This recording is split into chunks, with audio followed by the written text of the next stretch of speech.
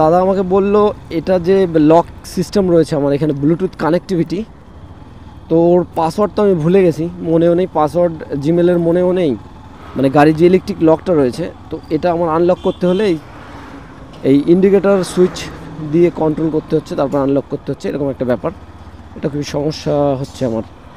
তো এর একটা ফাইনাল কিছু একটা তো করা উচিত আপাতত, মানে তো আমি ভাবছি এটাকে একটা আনলক করার, মানে জিমেলটা রিসেট করে যাই হোক সার্ভিস সেন্টারে গিয়ে যদি কোনো রকম কোনো কিছু একটা করা যায় তাহলে সবথেকে ভালো হয়। তো দাদার সাথে কথা বললাম, দাদা বললো গিয়ে সার্ভিস সেন্টারের সাথে কথা বলে দেখি। তো কথা বলে তারপর যদি কোনো রকম কোনো একটা সলিউশন বের করা যায় তো সেটা খুব ভালো হবে। তো যাচ্ছি এখন হাবড়াতে গিয়ে কোনো একটা শোরুমে গিয়ে এর একটা সলিউশন বা কী করা যায় এর সাজেশন কিছু একটা নিতে হবে। যদি তারা করে দিতে পারে তাহলেও ভালো, আর যদি না করে দিতে পারে বা কোনো একটা কিছু তো একটা বলবে যে কোনোভাবে তো কিছু তো একটা করা যাবেই, যেতেই পারে। তো সেই জন্য এখন চলো হাঁটথুবা আর ওইখানে কোনো শোরুমে নিয়ে যাচ্ছে আমাকে। তো আমি এখন চলে এসেছি গৌরবঙ্গ রোডে। ভাই আমাকে কারখানার কাছে নিয়ে যাচ্ছে। আজকে তো কাজ আমি বাং মেরেছি বলে তো ছুটি করে দিয়েছি। মালিক যদি আমাকে দেখে এইভাবে আমি ঘুরে বেড়াচ্ছি আমাকে তো হাদ্দ করে ঠ্যাঙাবে, বলেगा तुम्हें काम ना करके ऐसे घूमता है दिन भर। আর হামকো বলা है, মানে মালিককে বলেছি আমি খুব একটা ইম্পর্টেন্ট কাজ আমার, তো আমার যেতে লেট হবে। আর মালিক যদি আমাকে সত্যি সত্যি দেখে এরকম করে আমি ঘুরে বেড়াচ্ছি এখান দিয়ে,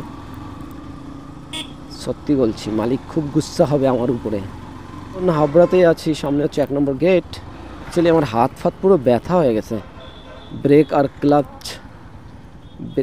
বাড়া কি নাটক হচ্ছে তা কে জানে। এদিক দিয়ে ঢুকেও তো বিপদে পড়লাম। তারিখে ব্রেক করতে করতে হাতে পুরো একদম ব্যথা হয়ে গেছে। এখন ঘুরে ঘুরে তো সেই আমাদের কাজের ওখানেই চলে এসেছি। হ্যাঁ, তো ওই রাস্তা দিয়ে তো আসতে পারতাম ঘুরে। ও হ্যাঁ, তো চলো ঠিক আছে। ও কথা বললাম, আমি তো ভাবলাম এখান দিকে কেন যাচ্ছে, এখন শুনলাম যে তাই তো, ঠিকই তো বলেছে। সেটা হচ্ছে হাবড়া বাজারে এখন প্রচুর পরিমাণে সন্ধ্যাবেলা তো এখন প্রচুর জ্যাম হবে, তার জন্য এই দিক দিয়ে ভিতর দিয়ে যাচ্ছি আমরা। তো শোরুমের কাছে তো চলে এসেছি। এটাকে কোথায় রাখি বাইকটাকে? ও দেখবে,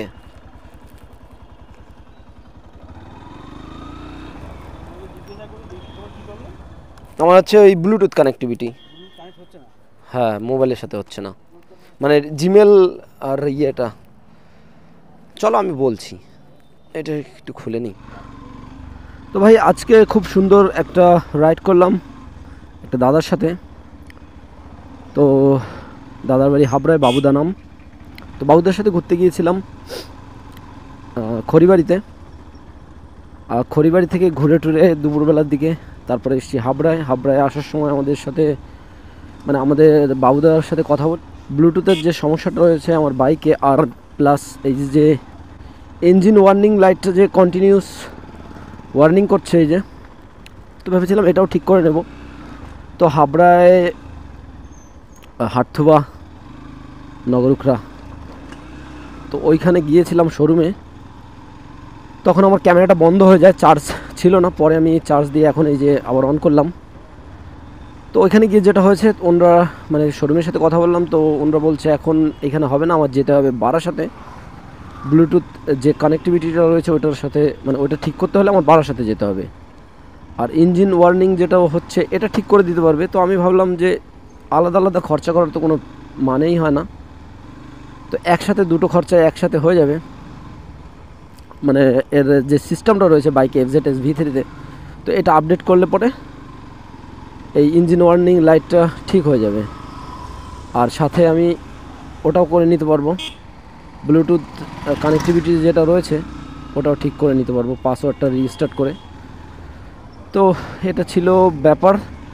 এখন চলে যাচ্ছি বাড়িতে ফিরে। আর দাদার সাথে খুব ভালো সময় কাটালাম, খুব ভালো লাগলো। আবার নেক্সট কোথাও একটা যাওয়ার প্ল্যান করব আমরা খুব শীঘ্রই। আর চলো আজকে বাড়ি চলে যাই, আর দেখা হচ্ছে অন্য কোনো ভিডিওতে। ততক্ষণ ভালো থাকবেন, টাটা বাই বাই।